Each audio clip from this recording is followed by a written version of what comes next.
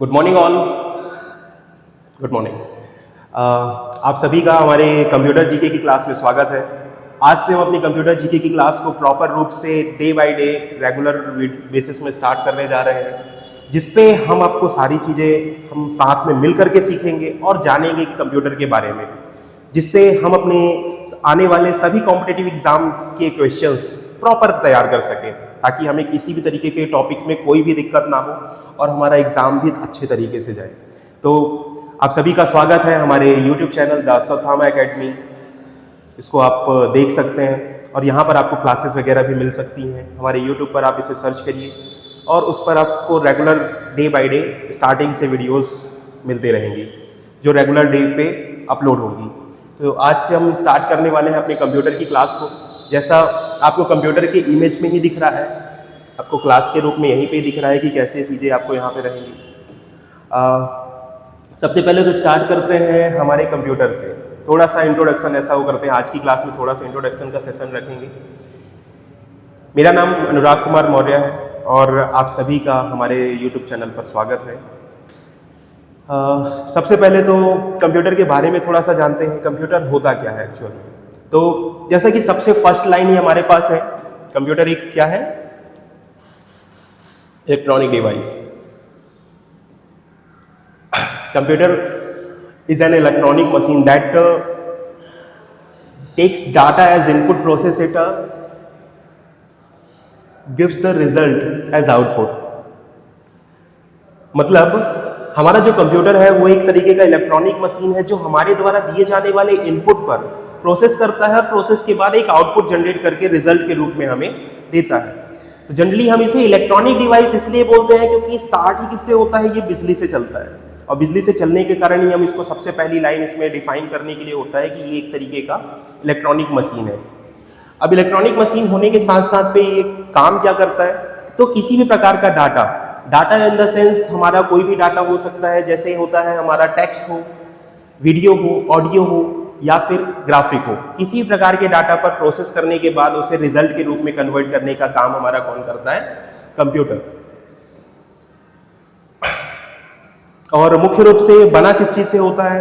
तो ये आपके जो होते हैं ये हार्डवेयर से, इसके मेन पार्ट्स होते हैं हार्डवेयर के बाद इसमें सॉफ्टवेयर इंस्टॉल किए जाते हैं, देन दोनों के कॉम्बिनेशन से एक सेट जनरेट होता है और वही सेट हमारा आपके सामने दिख रहा है जो वर्किंग के लिए हमारे पास अवेलेबल है, जिसमें हमारे पास सीपीयू होता है, मॉनिटर होता है, स्पीकर होता है, कीबोर्ड होता है, माउस होता है। एक नॉर्मल सेट अगर देखते हो तो नॉर्मल सेट में हमारे पास कंप्यूटर में इतनी सारी चीज़ें अवेलेबल होती हैं और ये अपने पूरे डाटा पर वर्क करके हमें रिजल्ट के रूप में चीज़ें देती हैं। तो आज से हम जब अपनी क्लासेस वगैरह स्टार्ट करने जा रहे हैं तो इसमें हम चीज़ें जनरली इसी टाइप से स्टार्ट करेंगे धीरे धीरे करके। तो आइए वापस आते हैं अपने टॉपिक पे। कंप्यूटर हमारा क्या है? कंप्यूटर एक तरीके का इलेक्ट्रॉनिक मशीन है जो किसी भी प्रकार के डाटा पर वर्क करता है और वर्क करने के बाद एक रिजल्ट जनरेट करता है सारी प्रोसेसिंग के बाद, और रिजल्ट हमें आउटपुट के रूप में देता है। अगर हम इसकी बात करते हैं, इसके फीचर्स पे थोड़ा सा बात करते हैं, तो फीचर्स इसमें कौन क्या क्या चीजें रखी हुई हैं। सबसे फर्स्ट आपका फीचर पे आ जाता है आपका स्पीड। तो कंप्यूटर आज के समय पे अगर देखते हैं तो आज के समय पे जो कंप्यूटर हमारे पास है वो काफ़ी फास्ट कंप्यूटर है, जो वर्किंग्स इनकी फास्ट है, इनकी प्रोसेसिंग फास्ट और किसी प्रकार के डाटा पर इजीली काम कर सकता है। तो इसकी वर्किंग सबसे पहले है इसकी स्पीड। सबसे पहला आपका आ जाता है स्पीड। देन उसके बाद है accuracy, provide correct result without errors. अगर हम किसी प्रकार का काम करते हैं तो हमको एरर्स की जो जरूरत, मतलब एरर्स जो है वो कम होते हैं, एरर्स ना के बराबर ही होते हैं। अगर हमने जो किया वो काम हमारा परफेक्ट होता है। बस ये चीज़ें ना हो कि हमारे को नेटवर्क की दिक्कत हो, तो नेटवर्क के प्रॉब्लम में हो सकता है कि एरर्स आए। लेकिन अगर हम कैलकुलेशन अगर चेक करते हैं तो कैलकुलेशन वगैरह भी हमारी एकदम एक्यूरेट आती है, किसी भी प्रकार की हमें एरर्स उसमें दिखाई नहीं देता। तो एक्यूरेसी के मामले में भी हमें एक अच्छा प्लेटफॉर्म देखने को मिलता है हमारे कंप्यूटर पे। देन अगला आपका होता है उसमें स्टोरेज।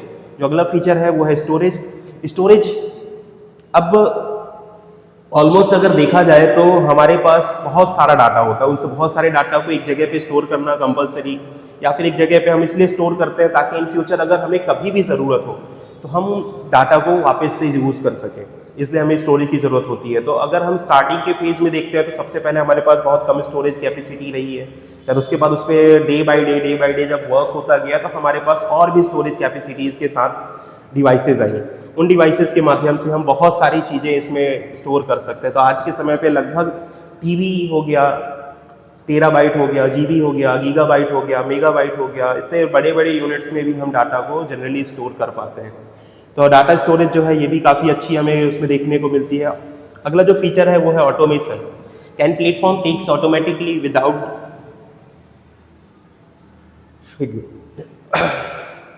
तो ये किसी भी तरीके के काम को, जैसे हमने इंस्ट्रक्शन दिया, कंप्यूटर जो होता है हमारे द्वारा दिए गए इंस्ट्रक्शंस पे डायरेक्ट वर्क करता है। डायरेक्ट वर्क कैसे करेगा? जैसे हमने अगर इंस्ट्रक्शन दिया तो हमें ये बताने की ज़रूरत नहीं है कि इसको हमको कैसे करना है। हमने इंस्ट्रक्शन दिया, हमने खाली इतना किया कि किस लिए हमें ये काम करना है, तो कंप्यूटर उसे ऑटोमेटिकली प्रोसेस करता है, देन रिजल्ट जनरेट करता है। तो हमको अंदर के होने वाले कार्यों के लिए हमको इंस्ट्रक्शन देने की जरूरत नहीं पड़ती, केवल और केवल हमें डाटा प्रोवाइड करने की ज़रूरत है और उसको केवल ये बताना है कि क्या काम करना है।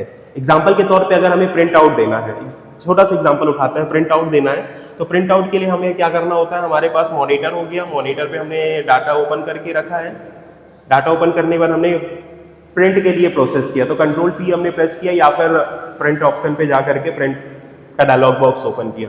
अब वहाँ पे हमको खाली और खाली इतना इंस्ट्रक्शन देना है उनको कि हाँ हम प्रिंट करने के लिए श्योर हैं। जैसे ही हमने ओके पर क्लिक किया या प्रिंट पर क्लिक करते हैं तो हमारा प्रिंटिंग का जो डॉक्यूमेंट है वो आगे की तरफ प्रोसीड होता है और फिर एटलीस्ट लास्ट में हमें वो प्रिंट आउट निकल करके मिलता है। तो इस तरीके से हमको आगे के कार्यों के लिए बताने की जरूरत नहीं है, वो बाकी कार्यों को ऑटोमेट करता है, ऑटोमेटिकली करता है। तो इसलिए ऑटोमेशन भी एक तरीके का हमारे पास फीचर के रूप में है। देन उसके बाद है हमारी वर्सेटैलिटी। अब इसके अंतर्गत आपको चीज़ें ऐसी मिलती हैं कि हम जब अगर कोई भी काम उसे सौंपते हैं या फिर कोई भी काम देते हैं, किसी भी प्रकार के अलग अलग कार्यों को ये एक साथ काम करने में सक्षम होता है। दो या दो से अधिक कार्यों को एक साथ काम करने में सक्षम होता है और कई सारी चीज़ों में वो खुद भी इन्वॉल्व हो करके हमारे इंस्ट्रक्शंस को फॉलो करते हुए चीज़ें प्रोवाइड करता है। तो ये हो गया हमारी वर्सिटैलिटी। तो इस तरीके से हमारे फीचर्स होते हैं जो कंप्यूटर सिस्टम को अच्छा बनाते हैं और साथ ही हमें हमारे काम के लिए चीज़ें प्रोवाइड करते हैं। अब अगर हम इसी में इसकी स्पीड और एक्यूरेसी ये सारी चीज़ें अगर डिटेल के उसमें देखना चाहते हैं तो हमें सारी चीज़ें मिलेंगी। अब हम उसमें जो काम करते हैं वो भी हम देख सकते हैं।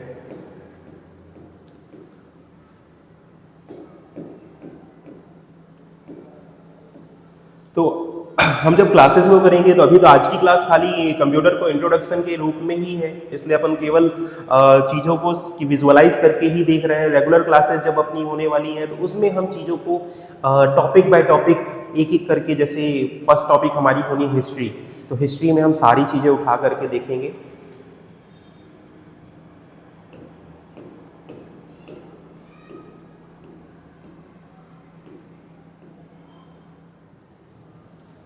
तो कंप्यूटर के इंट्रोडक्शन के लिए इस वीडियो में इतनी सी चीज़ें हैं। अगली वीडियो में हम डिटेल से सारी चीज़ें रखेंगे ताकि हम सारी चीज़ों को कैटेगराइज करके और डे बाय डे पूरा प्रॉपर तरीके से ले सकें। तो आज की वीडियो में खाली इतना ही। अभी की वीडियो में, इस वीडियो पे चीज़ें हम इसमें और भी चीज़ें डिटेल करके देखेंगे। तो अभी के लिए फ़िलहाल इतना। धन्यवाद, मिलते हैं अगली वीडियो पे। तब तक के लिए बने रहिए हमारे साथ हमारे यूट्यूब चैनल पर, the Ashwatthama academy. Have a nice day.